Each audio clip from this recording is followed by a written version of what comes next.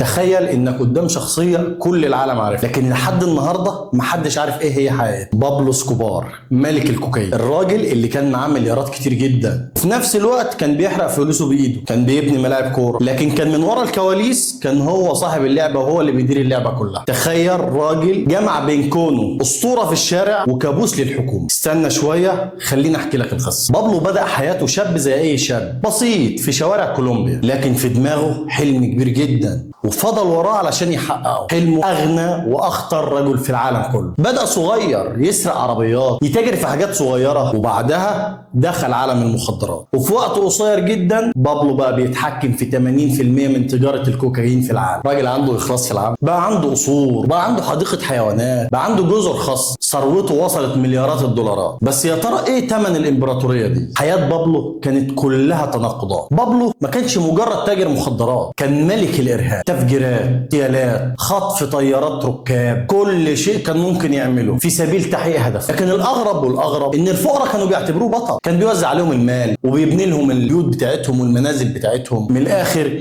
كان بيعمل حاجات الحكومه ما كانتش بتقدر تعمل. يعني انت تخيل انه كان بيبني مدارس ومستشفيات، وفي نفس الوقت بيقتل اي حد يقف في طريقه. بابلو في يوم من الايام كان هربان مع عيلته علشان الشرطه كانت بتبحث عنه، وكان الجو برد جدا وقتها لدرجه ان بنته الصغيره كانت بتبكي من شده البرد. بابلو الراجل اللي عنده مليارات لقى نفسه قدام قرار غريب. انت تعرف عمل ايه؟ حرق 2 مليون دولار علشان يدفي بنته. تخيل الراجل اللي العالم كله بيخاف منه عمل ايه علشان يدفي بنته ويحمي عيلته. فما بالك كان ممكن يعمل ايه علشان يحافظ على الامبراطوريه بتاعته. هي دي شخصيه بابلو، متناقضه بشكل تخليك مش عارف تحكم عليه انسان ولا وحش. بابلو ما كانش بس تاجر مخدرات، ده كمان كان مهووس بكره القدم. كان بيبني ملاعب في احياء فقيره وبيدعم فرق محليه. الناس بقول لك كانت شايفاه بطل شعبي، لكن الغريب انه استخدم الكوره كوسيله للسيطره. بابلو ما كانش مجرد مشجع، بل صانع قرار في كواليس الكره الكولومبيه. بنى الملاعب، دعم اللاعبين، لكنه كمان ما ترددش تماما في التلاعب بمصير اللعب. تفتكر انت كره القدم كانت وسيله للسيطره ولا مجرد شغف افسدته الثروه بتاعته؟ في الثمانينات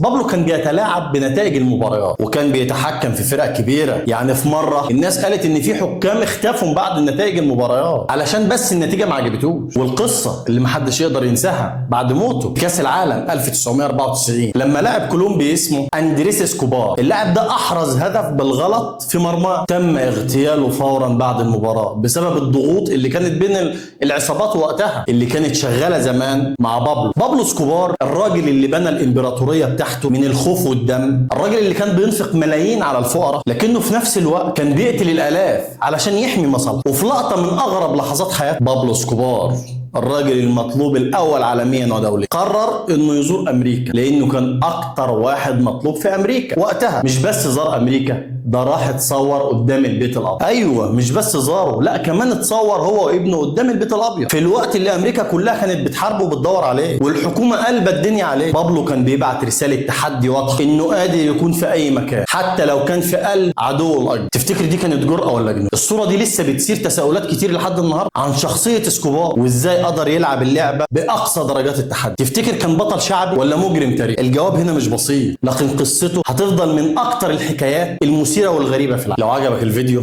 شاركنا رايك، هل اسكوبار كان عبقري ولا مجرد سفاح؟ ما تنساش لايك، شير، كومنت.